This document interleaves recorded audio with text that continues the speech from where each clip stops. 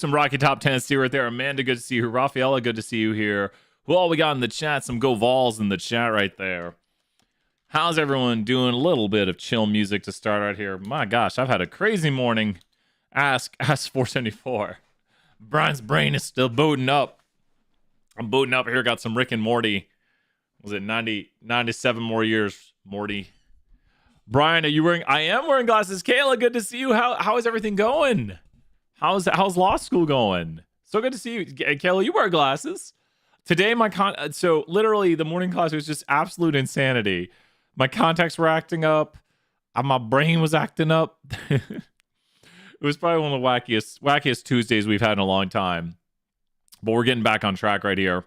It is Wacky Tuesdays. Just got done with midterms. I'm doing better than I thought I would. Well, Kayla, you are talented. You are awesome.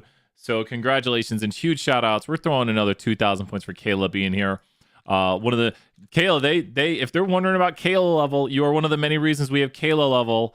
So 5,000 points for Kayla right there. Blake, what level are you at? I think Blake's already surpassed Kayla level.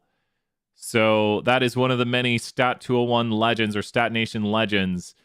Kayla level is from, where's Kayla level at? I know it's here. Oh, it's from 110,000 to 136,000.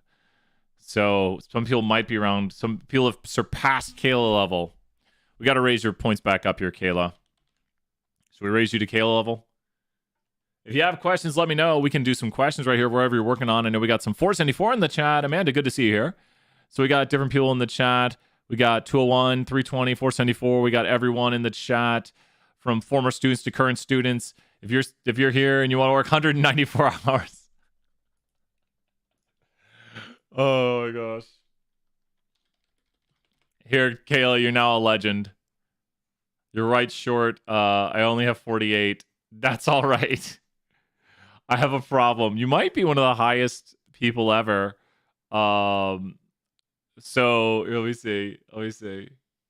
Where is it? You might have one of the highest things ever, Kayla. You are the second highest hours. You're short by 3. You're short by 3 hours on being but you beat out the third place by a ton.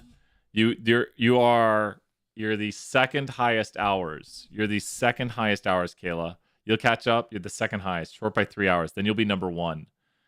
So you'll be number 1 soon. What questions are there?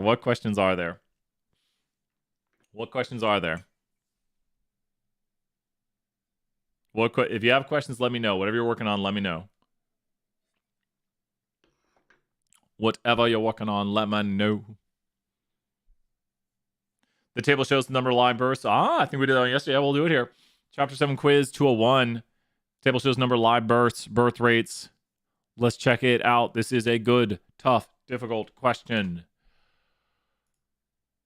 I need to call Tableau today. Temporary course. What is that? Grading.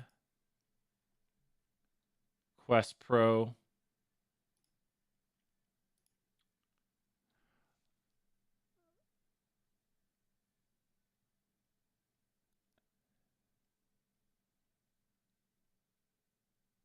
Oh, that's so cool.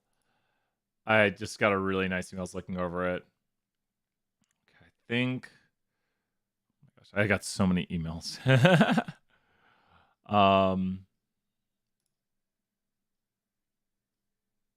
Awesome. And my wife's work is getting published.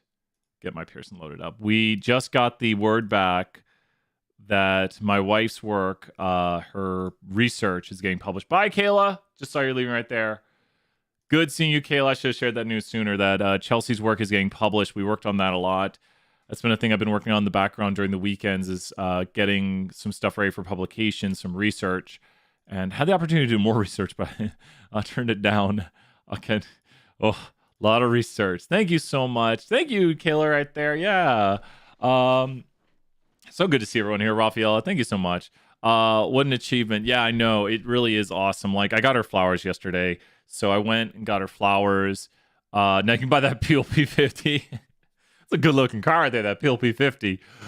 Checking my reaction to some crazy car.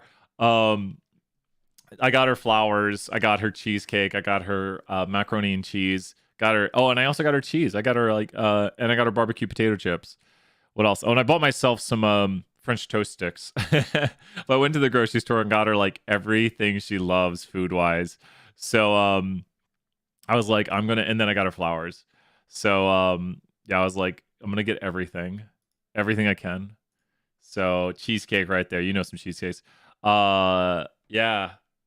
Just, it's like I think sometimes we make such a big deal out of Valentine's Day and yearly anniversaries. This is Brian's words of wisdom for everybody is like if you just come home sometimes and someone's made you like a really nice meal or got you something, like it can be anybody, like just me going out and getting her cheesecake. She just loves that.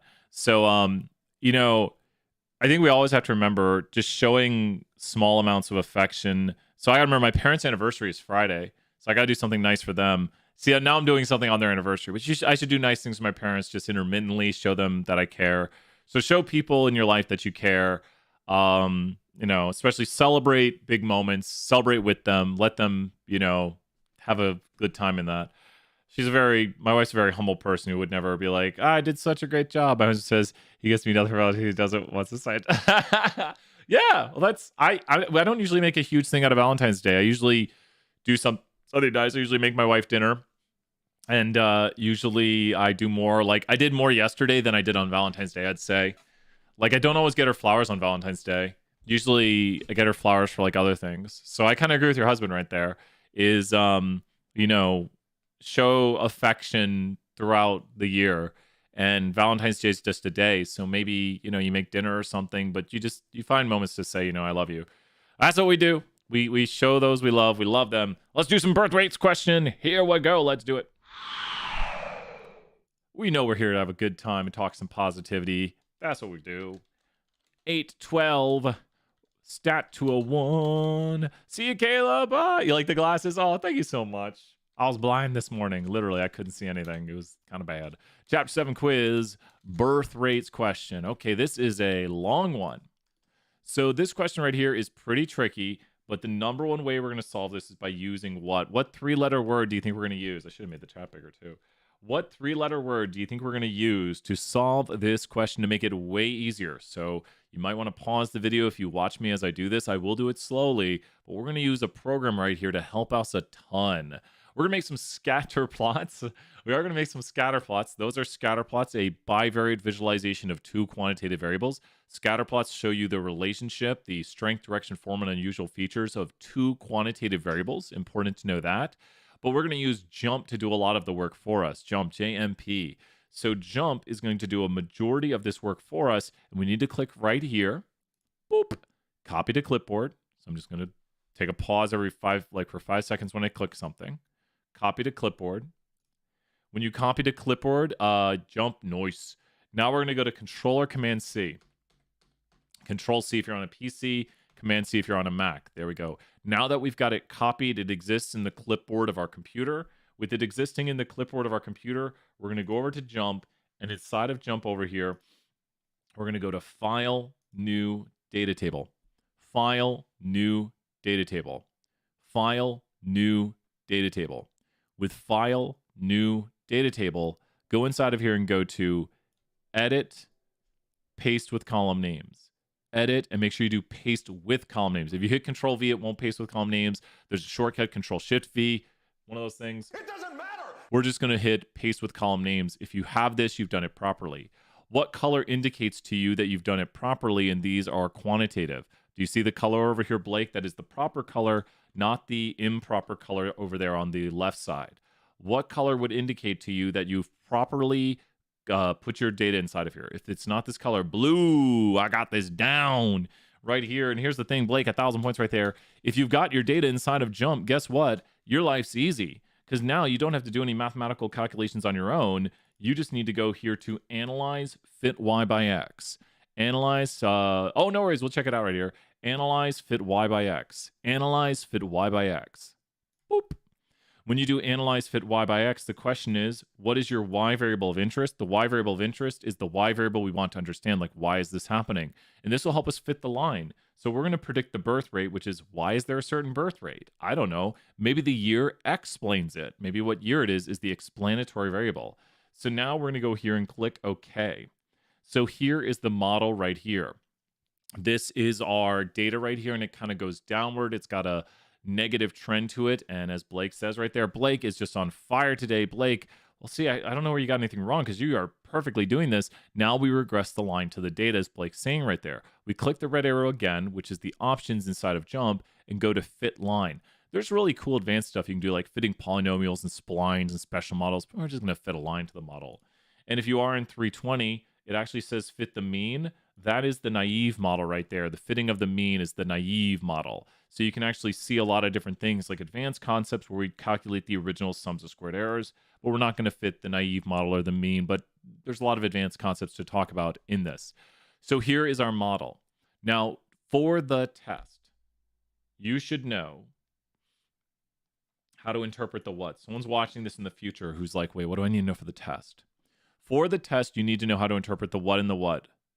What should you know how to interpret? What should you know on the screen, Blake? For the test, you should know how to interpret the what. B0, B1. There's B0, which is the intercept. That is B0 right here. B0 is the first one. That's the intercept. And B1 is this right here. Now, we have a little bit of problems. I want to point something out. The problems we have is that we have data set to the year it currently is. This data right here, and I want to look at the difference mathematically. It's going to be a change to the intercept, I believe. Yeah, it's not going to change the slope. There's going to be a change to the intercept, and it's going to be a dramatic change to the intercept. Because with this data, we are looking at the years since 1900. So I'm actually going to tell you how to change your data mathematically to get the right answer. What we want is the year since 1900. So this is where you might have made an error, Blake. We are going to click right here. This is where I went wrong. Nice. So, and click right here and go to formula. Formula. Right click, double click a column to make a new column. So you want to double click, click, click, make a new column. Formula. And in the formula, you will put right here. It's almost too big for the screen. There we go. In the formula, oops, trying to disappear. There we go. You will put year minus 1900. So year minus 1900. Now, if that's too complicated, all you're doing is what? All you're doing is what? If what I did there was too complicated, all you're doing is what to your data? So look at the math to it. If that was too complicated, you could just create a new column and say year minus 1900. And that's all you're doing is you're subtracting. Look at how 2010 becomes 110. Does that make sense? So this column right here, you could just rewrite this. You could just go here and rewrite 65 like that. So that's what you could do. That's what you need to do this data. Does that make sense, Blake? We're going to be looking at this problem because they're expressing this data as years since 1900. So it's 65 years since 1900. But we'll also look at if you didn't do this, how you could correct it. Now we're going to go to analyze fit y by x. Same process again of taking the y variable is going to be the rate. We're interested in birth rate. And the year since 1900 is going to be right there. And let's go ahead and click OK. And now we get the same model visually speaking. And now let's go ahead and fit our line with the red line. Same process. So the third column would be the new x. Exactly. And let's take a look at our data right here. Here's our correct model on the right and our incorrect model on the left. And if you notice, there's a change to the intercept. The slope remains the same. So the change to the intercept, I don't know if you could really calculate that very easily. It doesn't have a very easy calculation. So the change to the intercept is going to be right here. So I guess, yeah, it would be pretty hard to calculate this new intercept. I'm trying to think mathematically, and it's a big formula. It's just no fun. So you probably need to go in and create the new x variable. Does that make sense, Blake, right there? You probably need to go in and create the new x variable to get the new intercept right here and the new slope when you say years since 1900. So that's kind of one of the big, tougher parts of this problem that turns it into a little bit more difficult of a problem right there. So just fix the variable, simple enough. Yep. And then we have the right graphic right there. We're good on that. Describe the trend. It has been decreasing over time. Good to go right there. And then this wants our B0 and our B1. So we're not going to leave that like that, but that's the B0 and that's the B1. That's where I went wrong. Nice. So the B0 and the B1 are going to be the new coefficients right here when we have it set to years since 1900. The B0 is the first value right here, also found in the bottom of the output. So it's important to know that B0 is the estimate of the intercept. Think when x is equal to 0, we expect y to equal B0. The slope right here is negative, so we are going to have to input a negative. Don't forget the negative right here. That is actually super important. I could forget it. But if you forget the negative, you do lose points, and that's sadly the way it should be because it is a negative relationship. I wish it just put the minus right there. But this is y hat equals B0 plus B1x. Good to go right there. Is the linear model appropriate? This is one of the ones we looked at a little bit yesterday. There's not really any big outliers. So you notice right here they say it's reasonably straight with no outliers. Yeah, it's reasonably straight. Those aren't really big outliers. Looks reasonably straight. Reasonably straight. I'm pretty sure we said there were not outliers yesterday and we did all right. So yes, because it's reasonably straight with no big outliers, it should say. They're saying outliers, not really. Interpret the slope of the line. So the slope is for each 1 unit increase in x, we expect y to decrease in this instance by b1. Yeah, and there could always be lurking variables. That's the thing, is there's always possibility of lurking variables. There's always extra variables that could be at play. So we don't want to say there is lurking variables, but I don't know, there could always be lurking variables. But remember, the conditions are QQ straight enough, no outliers, plot doesn't thicken. And when it comes to regression, it's pretty good regression. That's pretty good. Like, I've seen a lot of regression in my day. It's a pretty good one. Like, this would be an issue of linearity. Like that, no, you're going to get a bad regression model. That's a nonlinear model. So you use polynomial regression right there. This is even, it's got a little bit of nonlinearity, but the linear model does all right. Like, polynomial's going to fit a little bit better. And this is no relationship right here in the data. The regression legend here. If you look at models for too long, you start to overthink them. And so the slope of the line is for each 1 unit increase in x. And so write this down if you don't have it. For each 1 unit increase in x, we expect y to increase/decrease, depending on positive negative slope, by b1 on average. So what looks like that here? What looks like it? The slope of the number of birth rates this is the intercept. The intercept would be that, the number of birth rates in this. For each additional birth, no, because the x is year. The number of births per 1,000 has been changing by an amount equal to the slope per year. So it's the change per year in the birth rate. The table only gives rates in intervals. Estimate what the rate would be in 1978. So what do we need to do to 1978 to make predictions for it? What do we need to do with 1978 to make predictions for it, Blake? What do we need to do with 1978 to make predictions for it? What do we need to do with 1978 to make predictions for it? With 1978 to make predictions for it. Plug 78, exactly. Just going to go right here, plug 78. Plug it in. And your numbers should be similar to mine. So if you're getting numbers similar-esque, you should be good. So I'm going to times this by this. And then we're going to take... And great job, Blake. This is a tougher chapter. This is... If you understand this chapter really well and can do the math, you should be good to go on this test. To 1 decimal, so that's gonna be 17. That's the number we got yesterday, so the numbers might come out. Colin, good to see you here. 2,000 points for Colin being right here. Colin, so good to see you. We love seeing all of our current and former students. We need to plan that thing out. There's so much fun stuff we got going on. Oh my gosh, so many big things. I gotta tell every class about the survey. Oh, Colin, I'm gonna sleep one of these days. I'm gonna sleep and get my hair cut one of these days. Hair's getting crazy long. So in 1978, the birth rate was actually 1,500. Working on it. We're so busy. Yeah, well, congratulations. That's awesome to hear. Stay busy. Busy's good. Busy means, well, don't stay too busy. But why did I get negative 352? Rework the math. Rework the math. Is your equation similar to mine? Don't enter in 1978. Enter in 78. You might have entered in 1978. Double check your math.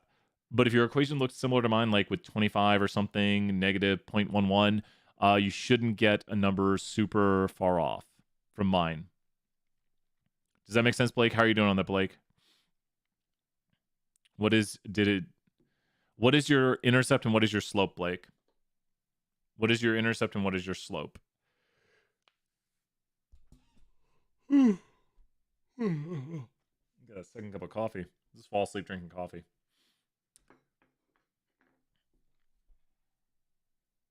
Oh, you're using the first model, it looks like, Blake. Ooh, but unless your numbers are very different, something went wrong on your equation. That doesn't look like the right equation. Because if you want, I could literally solve out. You're doing the same exact problem, right? Read to me your birth rates. Read to me your. So read to me your birth rates. So just in order, tell me the birth rates from 65, and I'll punch them in right here, and then I'll rerun your model, and we'll get the analytics on it.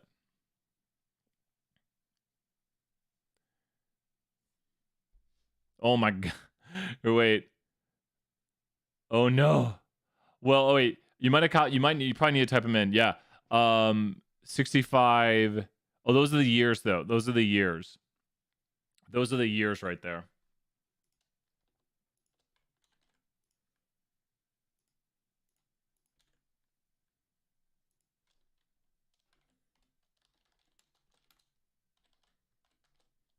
You start at 65. Go to 115.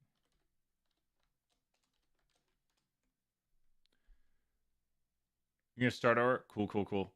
I was gonna do it over here for your problem too. I was gonna look at it in R. So I'm gonna start it. Yeah. So it should look. Make sure your data looks like this right here, where you have the rate is like 19.38. The year is 65. Because it looks like your model was office hours, gang. What's up, Wes? Let me know if you got any questions, Wes. We're working on the birth rate problem right here. Make sure your data looks like you should. You only need these two columns to do it. Your rate is your X, and that's your Y. So make sure you have those columns right there. Your rate will be your Y, excuse me, because we're predicting rate. And then the years since 1900 will be the X, because that's the explanatory variable. Your graphics should look like for this problem something like this right here. And so I can check work or anything like that. I can redo the numbers and make sure they're accurate.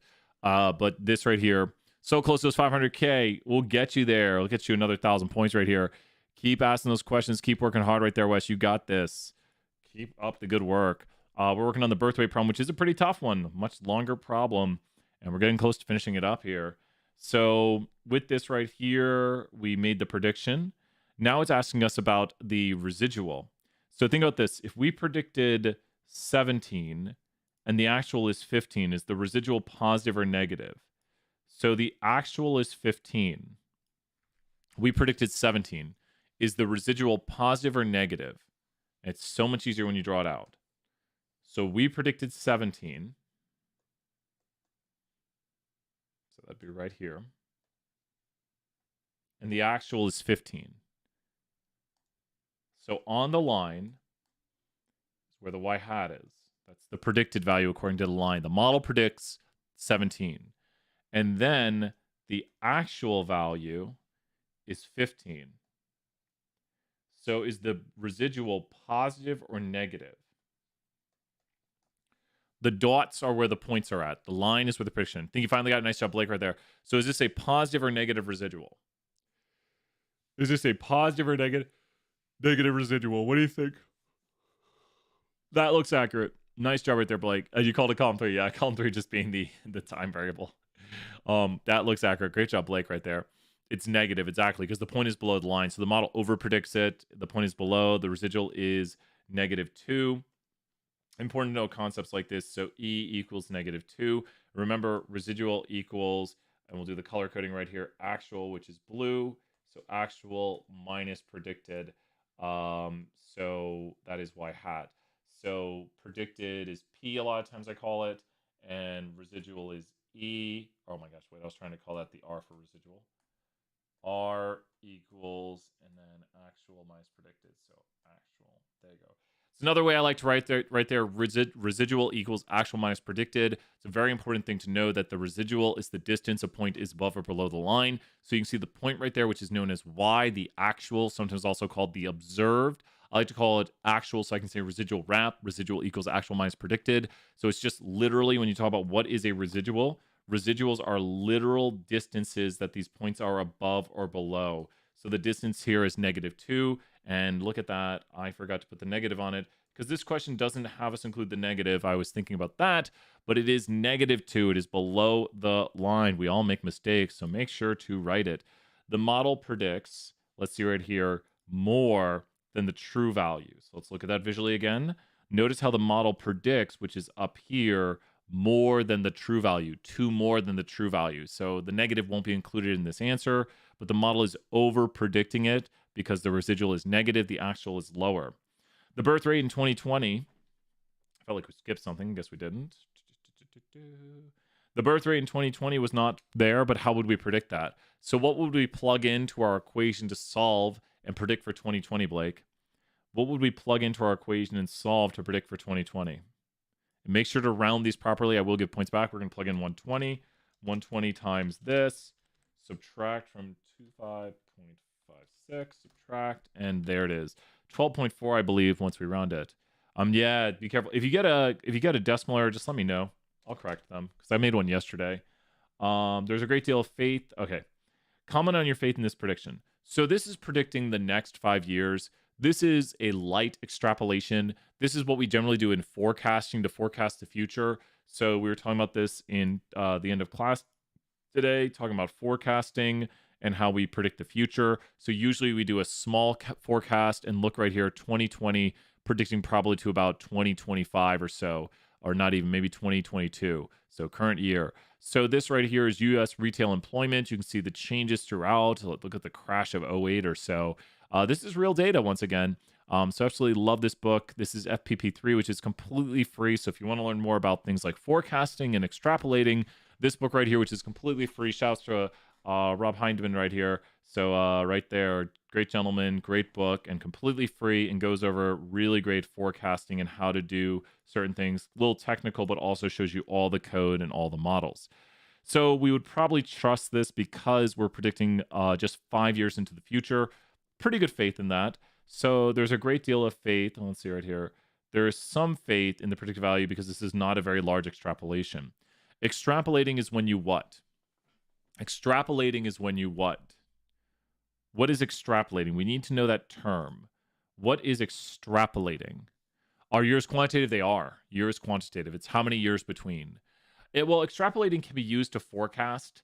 Extrapolating is when you're outside the bounds of your X model. Forecasting is more of an idea of like in time series when we forecast the future. So when you go outside your X values, exactly. So you can't negative extrapolate here. There is outside the X bounds there, but anything outside your X bounds is an extrapolation of the model. So generally right here, we think of extrapolating beyond the data points. Like if we had more data points in here, so the data points are contained within this region. This is the X bounds of the model, and outside the X bounds is an extrapolation of your model. So this is why in forecasting for time series, we do have to do things like extrapolating when you forecast, because your data only goes up to, where's my forecasting of a model? Really? We'll eventually see a model with a forecast on it. There we go. Here's a forecast. So here we are where our data ends, and then we're forecasting going into the future. What's really cool is you can actually see the uncertainty increase. The uncertainty is the bands of the intervals. He's making 80 and 95% confidence intervals, and you can see the forecast gets more uncertain as you go into the future. So if you were to forecast like 100 years into the future, it would be pretty ridiculously uncertain. So with this right here, we probably are not extrapolating that much. But look right here, if we forecast 30 years or 35 years in the future, which would mean we put 150 as the value right here, that's going to be a major extrapolation. So all we're doing is punching in 150 and subtracting off. And there it is right there, 9.1, I believe, to 1 decimal. And now I would say there is no faith because extrapolation that far is dangerous. I think we're good. Blake, we got to cross our fingers on this one. This one's a huge problem, and there's a lot of decimals, Probably what you want to do if you've entered in all your numbers. Remember, if there's a decimal error, you can always email me and say, hey, Brian, I didn't round to the right decimals. I correct those for people. Someone just emailed me yesterday and we corrected it. They got on 100. One decimal. Wait, one decimal, good. One decimal, but that one rounded because it was 17. One decimal. I think we're good. It's the only one I'm a little worried about. One decimal. We included the negative. Woo! I'll tell you, I get scared right there. So many of those little bits. So many little errors that could go wrong. So many little things. So many little, oops, forgot a decimal here. Oops. Doing things like this makes you very meticulous. Makes you very, like, have to get every detail right. But that's why you get 5 attempts. Because even I make some errors. I made an error on this one yesterday because it didn't like the, we put something in the wrong units. It's in thousands of units, this birth rate, and we changed it to thousands because I thought it wanted the births instead of the birth rate. Because it didn't say rate. It was this question right here where it said more births. I entered in 2000 because I thought it changed over doing like a trick like, okay, well, wait a minute. This 17 and 15 is actually 2000. Here's a quick and easy one. The manager of bookstore wants to predict sales. Let's do it. That's a really good one right there. That is a really good in-depth, like if you understand everything behind that question, you really understand regression. That is pretty much the whole chapter. So it's a really great question. Yeah, let's do it. Yeah, I'm going to find it right here. The manager at a bookstore. So don't fear the big questions. Be like, this is a really good check of my knowledge. This is a really good, like, do I understand how to solve this? Where is it? Ah, here it is. Okay, here we go. This is an R-squared interpretation. So here's what we're going to do. Let me first take a note on this. Woo! That first question was 30 minutes, Blake, almost. We like it. So Stat 201, Chapter 7 quiz. I don't think we did this one yesterday. The manager of a bookstore. Okay. So whenever we do R squared, it's going to give us the value. It looks like, there we go, is R squared. So here's the values. Okay, first off, how do we get R squared? First off, easy thing, what is R squared? How do you get R squared? That's the first question we need to think about. How do we get R squared? It's as easy as it sounds to get. Easy as it sounds to get. How do we get R squared? Oh, good answers, Blake, right there. Blake, that's worth some 2,000 points. We're throwing out those crazy points. Wes, if you're still here getting those points, Blake, that is an S tier answer right there. So Blake not only squared it, which was the answer I was looking for, but then Blake times it by 100 because R squared is a percent of variation explained. What is R squared not? Now we've changed it. We're no longer talking about R. R squared is not what? Please write this down. If you don't know this, do not interpret it this way on the test. I'm in the birthday question. We could do that one next here. So R squared is not this. Do not interpret R squared as this. You will lose points. I might even go back and regrade stuff. You're like, no, I've seen graders give points. I'm like, no, it's not that. It's not that. R squared is not what? R squared is not what? Like if you're watching this video in the future and you're doing this question, R squared is not correlation. Does that make sense? So, and it's also, it could be a decimal technically. A lot of times it isn't, unless it's very small. But R squared is not correlation. It's not correlation. Oh, you want those else? R squared is not correlation. R squared is not correlation. Does that make sense? R squared is the percent of variation in Y explained by the variation in X. So I'm going to interpret this right here without using Pearson. So get ready. This is how you know you can do the test. You ready? We take R, we square it, we times by 100. So that is the percent of variation in Y explained by the variation in X. Blake is just crushing it. That's how we do it right here. Blake is just, Amanda's hang around for those points. Blake gets a ton of points. Check those hours. Blake's getting all those hours too, trying to get up those in those hours. So here we are. So when we look at this, 92.16% of the variation in sales is explained by the variation in the number of people of working. Does that make sense? 92.16% of the variation in sales is explained by the number of people working. So let's take this number right here. So this might be right. The R squared value is, which is the percent of variation in sales that is accounted for by the regression of the number of salespeople working on. That sounds like the right answer. Let's see where the other ones. We gotta be careful.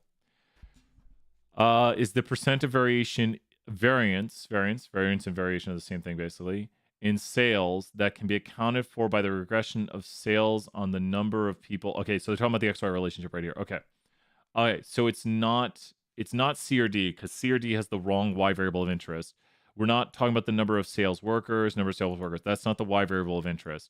So the Y variable of interest is correctly oriented right here with the first two, which is the percent of variance in sales that can be accounted for by the regression of number of people. I think it's going to be the second one right here. The regression of sales on. So you regress Y on X. So the way this reads, and I'll show you. I don't like their formatting of it so much. I'm not a huge fan of the way they wrote this. I would literally just say 92.16% of the variation in sales can be explained by the variation in the number of people working. Let's do it right there. Nice job. We'll throw you some more points, Amanda, right there. Catch up. You got this. Okay. So if you look at the way they formatted this, sales is the Y variable. The variance in Y, blank percent of the variation Y is explained by the regression model, which regresses regression of sales on regress Y on X, right? Such a mathematical way of talking about it.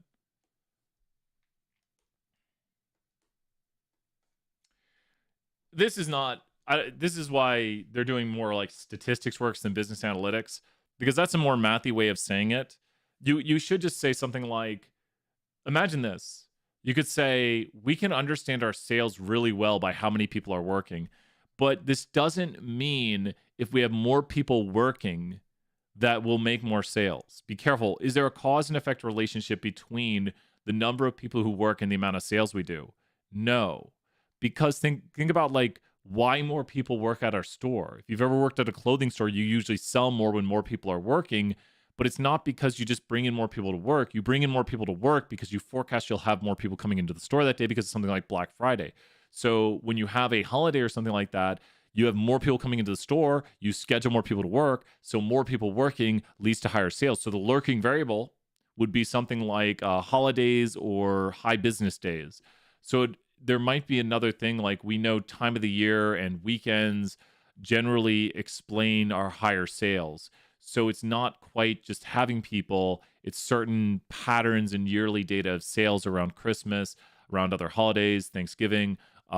We can see higher patterns of sales. So you can't say just schedule more people to work and we'll make more money. We'll do more sales. Well, you'd have to run some experiments on this. Like, that's not what it's saying in statistics. Oh, it is the other one. Really doing all mathy relationships on me. Look at that. We got the super hard question, but then we reversed the X. And really? What are you doing? Is it say to 1 decimal spot? It's blank percent of the variation Y is explained by the variation X. So it's always the percent of Y that is explained by Y by X. No, it's to 1 decimal. Wes, 2,000 points. We got it right. That's where I stopped, and I was like, there's something wrong. If you were to get that wrong, Wes, that's 5,000 points correcting Brian right there. We're throwing those crazy points. Please correct me when I'm wrong. You get big points right here for correcting Brian. But we did get it right on the first try. We just put in the wrong decimals. So we were very correct in the way we wrote this right here. That was our answer for the first try. But do round it to 1 decimal. If you made this error right here, let me know. I will give you your points back. You obviously got it correct. Don't let my Pearson tell you got it wrong right there. But that's what we do right here. Thank you, Wes, for correcting us. I think I would have noticed that. How do I calculate the correlation on the problem?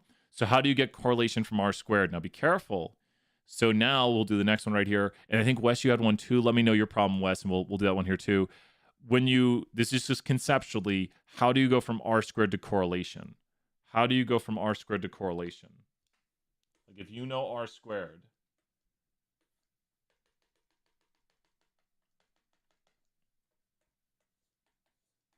how do you go from R squared to correlation? This might even answer your problem. How do you go from R squared to correlation? There's a trick, though. Watch out. We'll do that problem here next. You square root it. So what is the correlation right here? It's a good trick question right here. Not like trick, but it's a good People often forget something when doing this problem. So what is the correlation right here of this?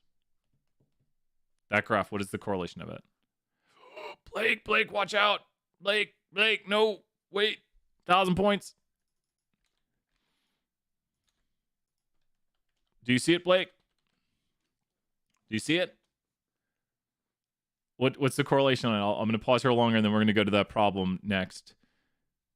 It's not 0.9. Oh, it's what? Oh, what? Because correlation tells strength, direction, form, unusual features. Tells strength, direction. So what's the correlation on that graphic? Boom, you got it. So you have to check if it's negative or something like that. The R squared doesn't indicate direction. It just says how well the line does. It explains the variation, like how well the model does. So R squared is a percent of variation explained. It's not correlation. So when you go back to correlation, you need to check the direction. So how do I calculate the New York City? Okay, let's check out the New York City one. The New York City. Oh, that's another one. Did we do the right? I think we've done a lot of these. That's the first one we've missed, right? Oh no, we missed one yesterday because of the units also. That's the only thing we've been getting wrong lately is units. Units. We don't know our units here. We don't know units or something like that. Just tell me. Those are fun right there. Here we are. Okay, cool. Oh, this problem looks great. I like this problem. Okay, so let's do this problem right here. Get some more coffee in a moment. Notation, brother. Notation, brother. I actually got to talk to Leo yesterday. Said hey to Leo. Shout outs to Leo in the chat. Leo, if you see this, you're awesome. It's Blake, I'll remember, and Wes, I'll remember you both. It's really nice to me to remember students from semester to semester. Even though I teach online, I still get to like see students, you know, sort of, and I got to meet students. Can we go over? Yeah, let's take a look at that here next, Kyle. You got it. I remember Kyle too. We have to keep that notation brother going. We got to keep it going, notation brother.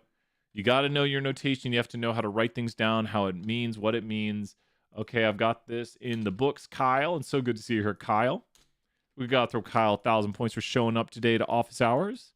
And let's take a look at this question. Here we go. Timestamp put in. Okay. So with this question right here, it's going to give us some data with a scatter plot. Boom, there's data. Now we might have to do, what do we got right here? What do you think might be, let's go. What do you think might be the issue with this data? What looks to be with the QQ straight enough, no outliers, plot doesn't thicken. QQ straight enough, no outliers, plot doesn't thicken. What looks to be the issues? What looks to be the issues with QQ straight enough, no outliers, plot doesn't thicken. QQ straight enough, no outliers, plot doesn't thicken. I wouldn't say it's a perfect. Yeah, I see the curve right there too. Yep, that's what it's not. I don't think it's a perfect test question, but I am seeing a little bit of a. Like you fit the line, a little bit of a squiggle through it. So the straight enough might have a problem. Good to see you, James. So I think there could be a straight enough problem. We got to throw James 1,000 points for showing up. Everyone shows up today. New person hops in the chat. 1,000 points. We'll throw you. Good to see you, James. So might be a straight enough problem. I don't know if they're going to go there with this problem. I don't know if they're going to talk about that, but somewhat of an issue. So know your conditions for correlation right there. We need Evan to show up. Tell him, Evan, get over here. What are you doing, man? Where you at? So what are the variables and units in this regression? What? The New York City Data Initiative reports on annual water consumption. The accompanying table shows daily water consumption per capita in gallons from year to year, along with a scatter plot. A regression to predict daily water consumption, so the Y variable of interest, the daily water consumption, from the year has a R squared percent of variation explained of 92.8. Okay, what are the variables? Okay. What are the variables in units? Water consumption in millions of gallons per person. Per capita in gallons.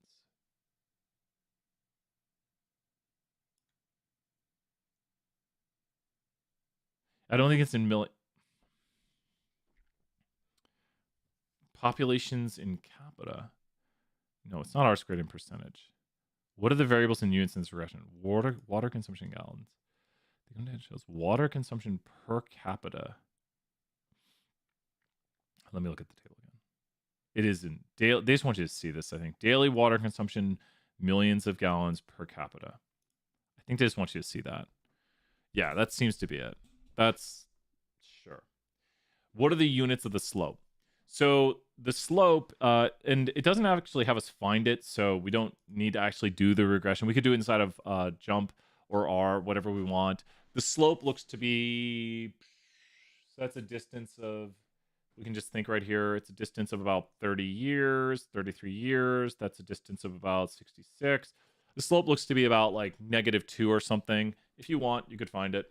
Like, let's go here, copy to clipboard. This is not required. We're just going to do it real quick. I think it's about -2. So analyze, fit y by x. Daily water consumption year. I think it's about -2. Am I right? And it's -2.77. So kind of close. So that's for each additional year. We expect the water consumption per capita in millions of gallons to decrease by -2.77. And you see the bend we were talking about, very similar to what we drew, is I thought the line should look about like, wow, man, wow, it's one of the best lines I've drawn. Oh, you can't see it really well. One of the best lines I think I've drawn to estimate the data and to talk about what it should look like. So I don't know. I've seen a lot of linear models, and I was like, that has a bit of a bend. So the more advanced things, which I'll mention just briefly, is we could fit things like polynomial models, which we're not going to do right here, but you could fit a polynomial model through the data, and that is going to explain more of the variation. So polynomial models could be used, but you could start overfitting, which is a concept we were just getting into in 474. So to Kyle, this is where we start talking about a low bias model with high variance, to where the model might overestimate and the R squared has increased. We do have significant parameters in the model, but this is the kind of more advanced where 201 builds into these later topics. So if you're a 201 student, there's way more we can do with this than just fit a line. We can fit polynomial models, and then we could look at things. We might even be able to get the Ggplot from this. So columns. Can I not get the Ggplot? Darn, that's the last thing I was going to check. Simulate and boot. I'm not going to do. You can. There's bootstrapping right there. There's bootstrap resamples. Oh man. Oh, it's so cool. Jump can do some pretty cool stuff. Bootstrapping resampling right here. So Jump does some pretty neat stuff, which is more advanced. Always try clicking some buttons to see what you get for bootstrap resamples, and we could then graph our R squared to see just about how well we would do. And yeah, so that's a little bit more advanced on this problem right here than we really need to go, especially for stats 1 with bootstrap resamples, trying to estimate just how well this model would do on average for a resample of the population. But it's time ordered data. Maybe I shouldn't bootstrap it. Anyways, back to the main data. I had a little bit of fun with this. What are the units of the slope? Slope is going to be years per millions of gallon per person, millions per oh my god, per year. It's got to be one of these. Oh, it's per year. It's per year. Hey, Meath, good to see you here. So this one right here would be the millions of gallons per person per year. It's changing per year right here. Changing per year. And then what is the correlation? How do we find the correlation right here? So this is very stat 1 test relevant. We went advanced on this question, but this is very stat 1 test relevant. How do you find the correlation? Here's the R squared. How do you get correlation? There's the R squared, get correlation. Okay, so now be careful. You ready, Blake? So let's take 0.928 and root it. And now what do we do? And check the direction. So turn it back into a decimal. So you could divide it by like dividing by 100, but just move the decimal. So we typed in 0.928 because it's out. R squared is out of 0 to 1, but we usually interpret it as a percent. So now that we've turned it back to a decimal, we're going to root it. But then, very importantly, we need to look at the direction right here. And the direction which they indicate to us is negative. You could also, if they didn't give you the graphics, see that it's going down as year increases, the water consumption decreases. So you can see the low numbers down here in the 120s and the high numbers up here to start. So you could figure out, just looking at it visually, the numbers are decreasing as year increases. So the correlation right here to 3 decimals, to annotate your decimals. And as long as I know how to answer those other questions, no, really? Oh, so it was the first one, Blake. That first one, is it really population per capita? Wait. Oh, it's the R squared? Or the correlation? Blake, shout that answer to me again. Blake, 5,000 points. I literally said this multiple times. Blake, shout that answer. Blake, I'm not. Is this? I tell you, it's easy to make these mistakes. Blake, I want you to just like spam that answer. We got everything right. We did it all right. But then I kept saying and spam. You can't forget to check the direction. I was so concerned about the decimals. And I hate to say this. This is one of those rare instances. Boom, Blake, great job. This is one of those rare instances, and I hate this. I don't give the points back for that. This is so if you're watching this and you made that error, I'd have to redo this because that is a huge difference between negative and positive. It's not a decimal error. It's not like, oh, it's decimals. It's a big issue. So we got everything else correct. The water consumption in millions per gallon, that is per person. So that's indicated right here in the graphic. They basically give that away right up here. The per capita is per person. Yeah, so when you check the direction, you can just look at the graphic, which we kept talking about continuously. I just did to see if people were watching right there. No one stopped me from making that error. So better yet, when you do data like this, you can always just go over here and go to your data and do analyze, multivariate methods, multivariate, and run the correlation over here, and you can see the correlation right there. So you can just do it inside of Jump also. So I just did analyze, multivariate method, multivariate. So this is where to do correlation right there. That's not what you put. Oh, but click on it, Wes. Wes, when you go and look at your quizzes, it'll show you the right answer, and then click on the answer, and it'll say you answered this. Does that make sense? It's a little confusing because it shows you the right answer, and then you click on it and it says you answered this. So you're right, it is changing it when you view it, and it's showing you the right answer. So it's not showing you a wrong answer you input, it's showing you the right answer, and then it'll have the red on it, and then click on that and it'll say you answered this below it. Hey John, what's up? Good to see you here. We got Throw Points John appearing. I think if Tiny Brian tells us to remember the check. Question, do you remember removing unnecessary code from my assignment? Should remove output? Remove, and if you want to send me your thing to look over, I can look over it. I've got enough time a little bit later today. Good questions, West, right there. Send me your stuff. Send me your code, Meath, and we'll take a look at it. You just don't want to have a bunch of like knitting of packages. Does that make sense? I'll show you right here. I was doing a test document today for 474, and we're gonna do some 474 in a second. Do you see all of this? And watch this, Meath. I'll show you a trick. Do you see all this code right here? Now watch what happens when I knit my document.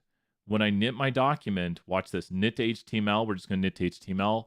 Good, I removed that one. That takes a long time to run. Look what appears. Boom. So does this look, I'm not saying this is like a super awesome report, but does this look somewhat professional right now? Like it's got a header right there. It's got another header. And then it's got a table right here. And the table actually changes based on the size of the HTML output. So this is what happens when you knit to HTML. It's actually going to change the size of the table based on the HTML width of the document. So you can see the table is kind of getting bigger and smaller because HTML, I can kind of format the font right here. I can like decrease font size. I can increase font size. So pretty neat when you knit to HTML, but we don't turn HTML documents.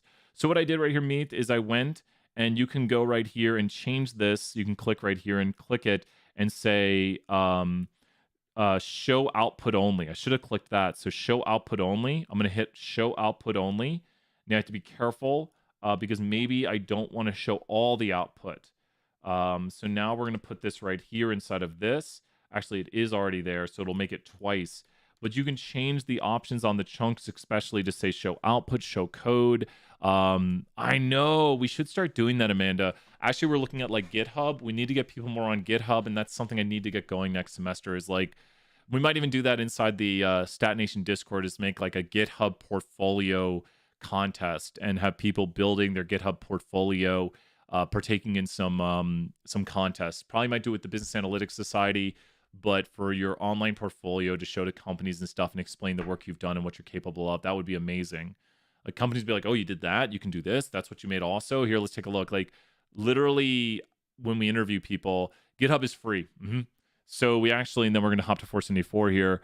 We were looking at Zach's GitHub, Zach Mayer. We were looking at his GitHub earlier. So GitHub. This is Zach's GitHub. And I'll try to sign into mine. You can see how sad mine is. But this is Zach's GitHub right here with all of his work. You can see that all of his years, like how much work he's been doing and contributing. Like Zach is a absolute beast. Man, to think I got started in coding around this time too. I could be where Zach is at, and look at him just start coding like a machine right over here with all this coding in 2017, 2018. Oh, look at that. Whoa, did he take a break? Wow. I would bet. What do you think? Why do people usually take like a month break or month and a half break? I would bet good money right there. I know what happened. I got a predictive model to tell you why someone takes a month and a half break. Why they put their computer up and don't do anything coding wise for a month and a half. I would bet good money. I don't know it. Just get mad, toss the computer to the side. I would bet good money that's when Zach got married. I don't know it, but I just bet some good money right there. I don't think he's usually got a break right there like that. I'd bet good money. Marriage, moving, large life event, exactly. You look and you see like interesting in there, like to see the you like he's doing less these days, but I mean he does a lot of different things. The 100 has been obtained. So nice job, Blake. Great work, Blake. So this is GitHub right here. I also have a profile. It is not my profile. And then we're gonna do some 474. Mine is not like that. Mine is not. Where's my profile? I'm going over my profile now. Here we go. Yeah, my profile. Look at my my stuff like here. Like wow. Yeah. No. I am super not I've been on GitHub for a long time, but I am nowhere near the what Zach does. So this is us using it for 475 during the previous term. So I know it decently, and Adam Spanbauer has a lot more stuff. A lot of my stuff is demos and stuff. Yeah, we'll have I think the next semester or fall we'll have classes on campus. I'll probably do a class 2 on campus. Yeah. Who am I following? Probably Hadley Wickham. Hadley? Tidyverse, I'm following Tidy, which is Hadley Wickham stuff. Who's following me? I don't know. We'll look at it later. But GitHub is a place where you can do your coding profile. And basically, this is like if you have a profile like Zach, you are a beast. You are awesome. And these are a bunch of people using the Tidy stuff right here. And there is the man, the myth, the legend, Hadley Wickham. So Hadley right there, just absolute, just total. That look at this. That is, I mean, he took a week off or something right there. This is insanity. I think Hadley got married too. So he is, when it comes to coding, there is no one beyond Hadley. Wait, holy mackerel! Back to 20. I don't even know when GitHub started. Got a profile. Why didn't you follow him? Let me follow him. Boop. He's got 23,300 followers.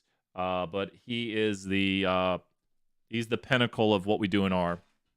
So Hadley is we'll have Stat Nation, and we got a lot of great teachers for 474 Meet, and just keep being an all-star. Just keep asking those questions. And if you want to learn more, we talked about Tidyverse at the end of class. But Hadley works on all these things like dev tools. So and he's like 2 years older than me. I mean, I know I'm getting a little bit older these days. I wish I was an all-star like Hadley. Hey, now he's an all-star. Get your game on. Let's do some 474. Okay, we got time for a little 474. We did lots of 201 yesterday, and we can always do a little more 201, but we're going to do that 474, homework 6, question 4. Let's take a look at that. But it's all about learning new things, and that's something I have to do. I'm always trying to learn new things, and we are going to be updating 320 474. I want to update 320 with all Ggplot stuff, so that's why I've been introducing it. And having people do it and put it to the notes and put it as requirements, because being able to graph data, some people have even said that to me. They're like the ability to graph data has been so helpful. The ability to visualize it and make it look good, to present it to people, that is a very important skill that a lot of people don't have. So yeah, practice. That is not due. It says homework 8, tree-based models. Homework 6, right? Homework 8 must not be assigned right now. This is homework 6, right? I was like, what? Okay, let's take a look right here. Let's do the work. Analytics, homework 6 right here. I was like, homework 8? Homework 8? Here we go. BS 474, homework 6, question 4. Marjorie, good to see you here. Throw out some points. Got a bunch of people here just chilling out for the moment. Okay, so we got a bunch of RMSE. Good stuff right here. Let's go download the homework file. Let's go download the data file. And what we got? Here we are. Let's move that. Okay, question number 6. Question 6. All right, is this the boot one, maybe? We'll find out. Yeah, it is boot one. It is the boot one. Okay. K-fold cross-validation will be our go-to model method for estimating the generalization error. So if you're hearing this right now, you need to know how to do K-fold cross-validation, what it means. We talked about that a lot yesterday and today. Question 4. Oh, we'll go back to question 4 in a second. Yep. So no K-fold cross-validation. We're going to talk about something else right here. This is assignment 6, question 4. So let's go look at question 4. Thank you, Kyle, right there for that correction. 1,000 points. I was going to the wrong one. And let's go to question 4. Oh, it's some interpretations. Ooh. So interpretations are review right here.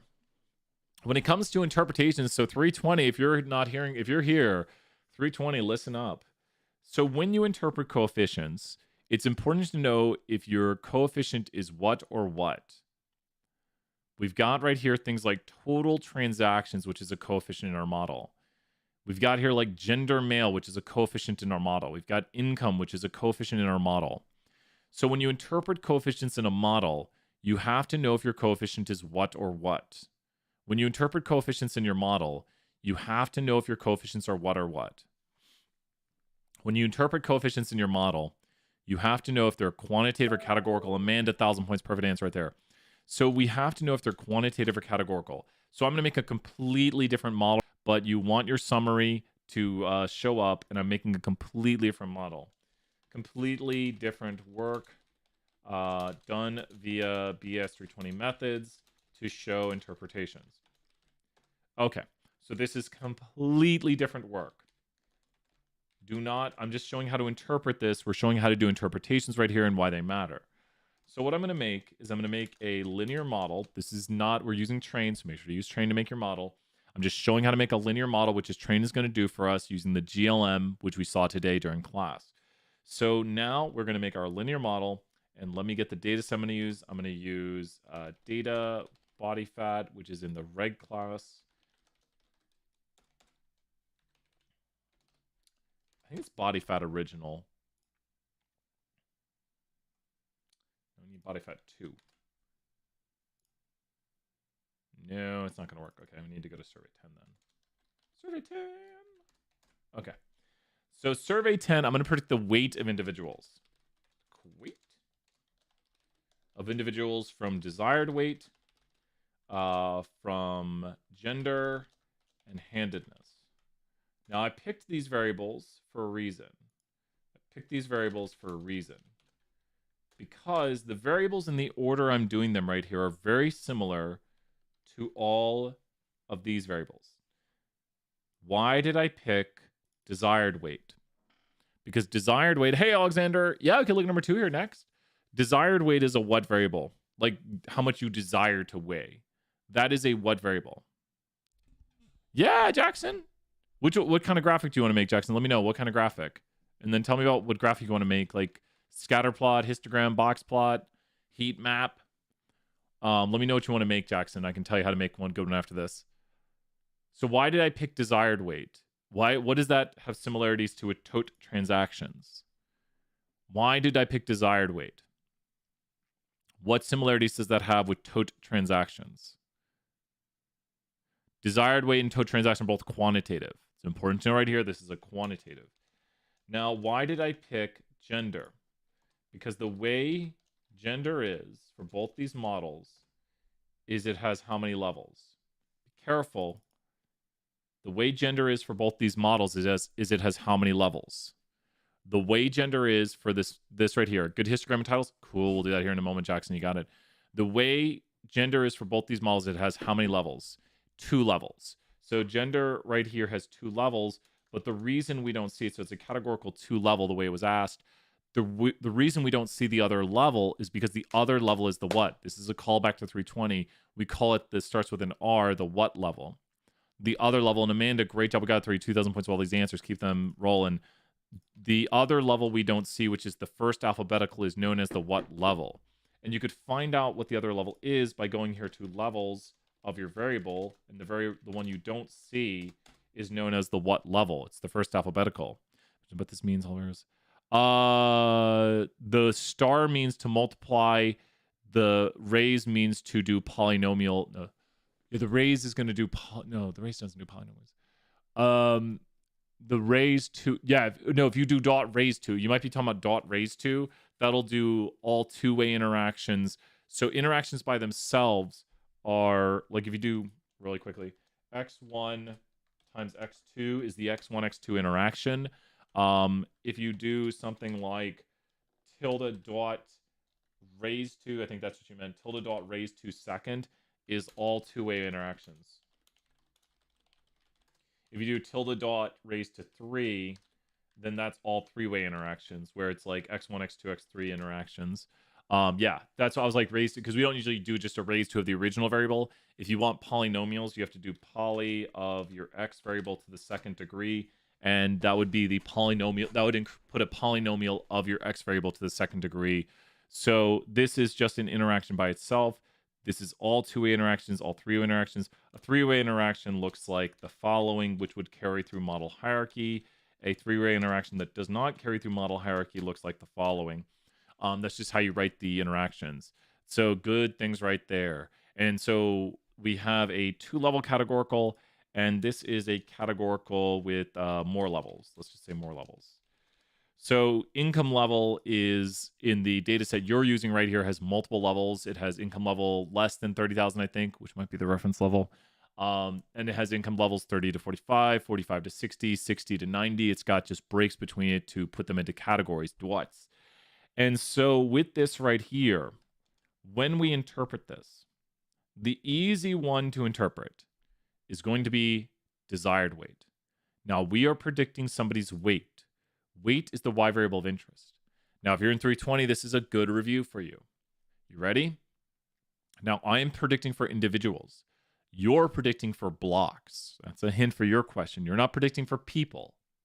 You have to think about the context.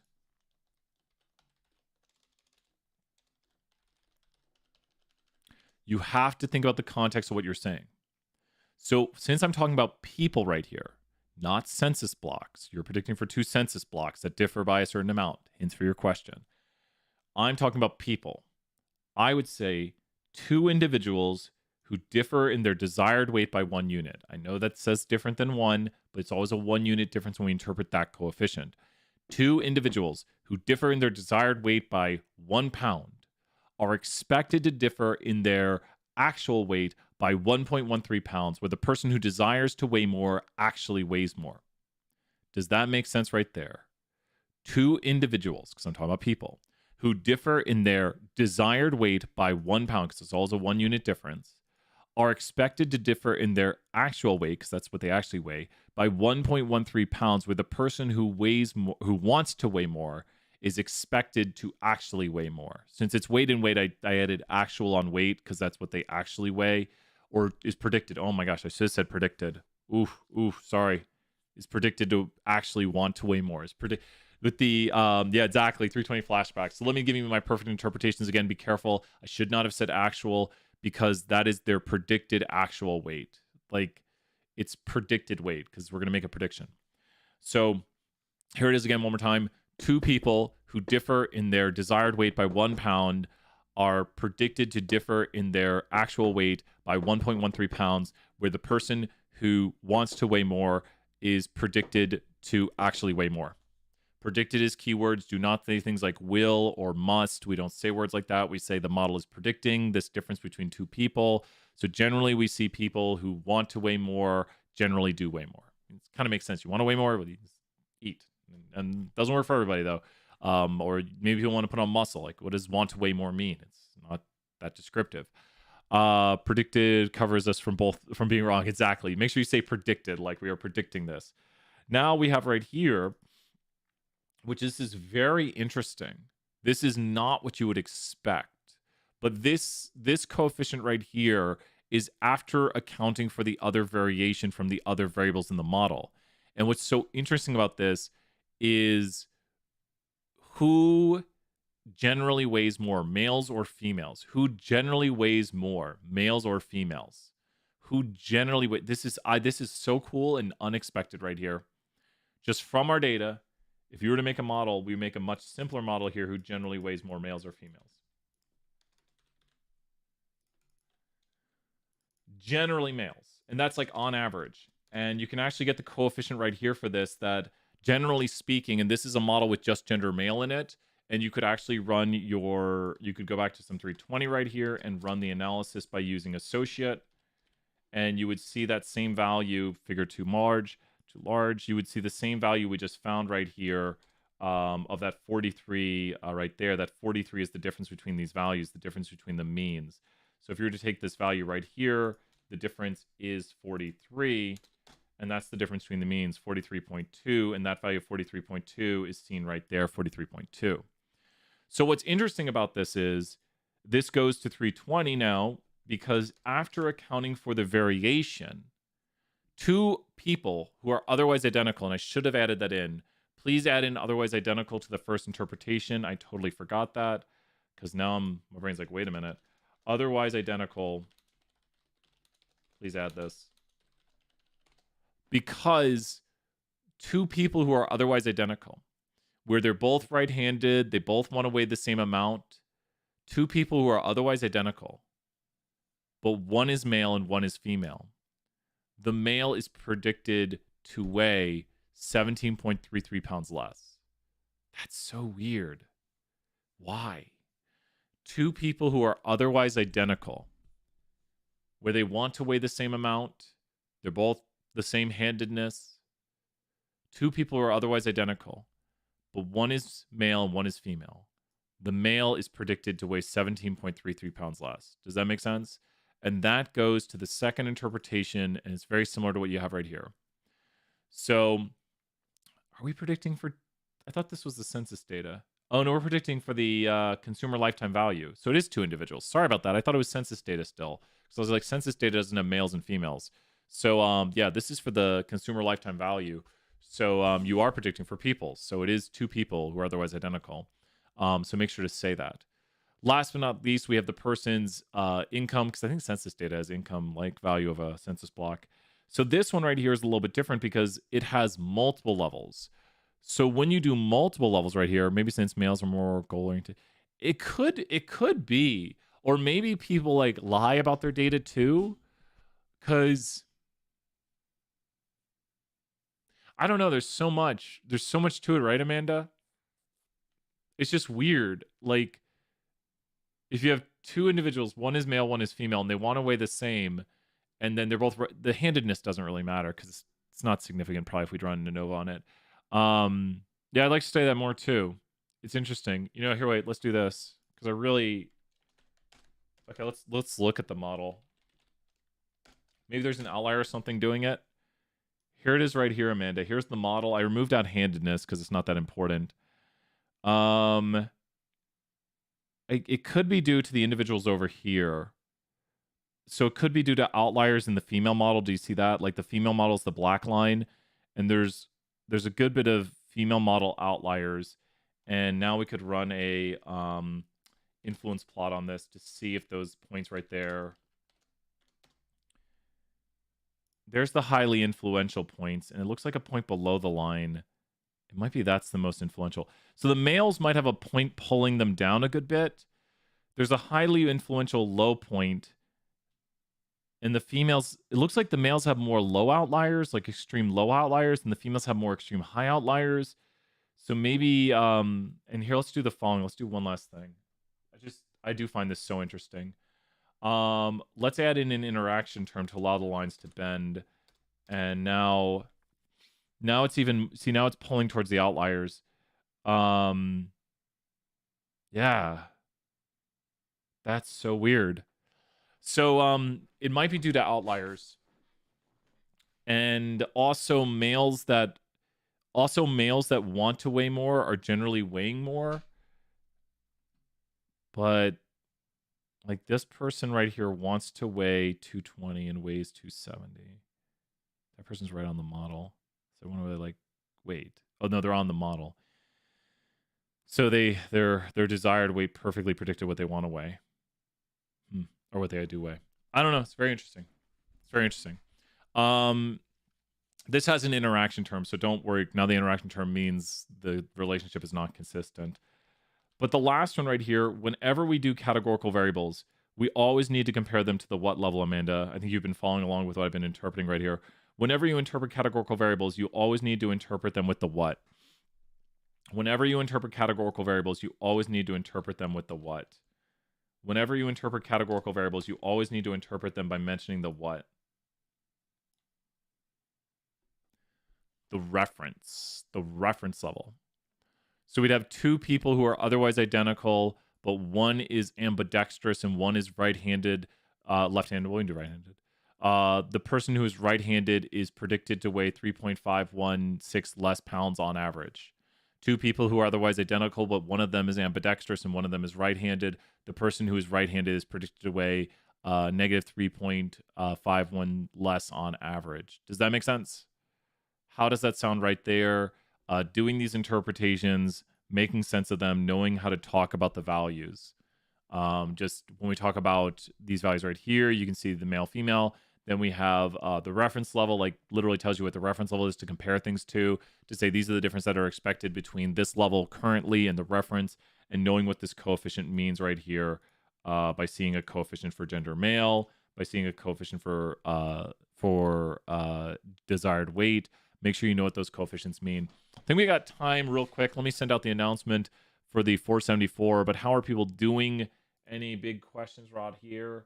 Let me go down to leave this. We're going to send out that 474 announcement. Announcements. Let's start on the main screen. And we have time, just enough time, to do the histogram.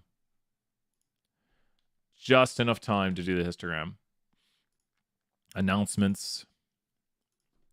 Class in 15 minutes. Big bonus. Big bonus. See you soon. Click here. UT is winning so much, they found out I was giving out points. And so they said we're going to keep winning. So we're going to keep winning. Big bonus. I'm interested. Blake's going to show up to 474 here.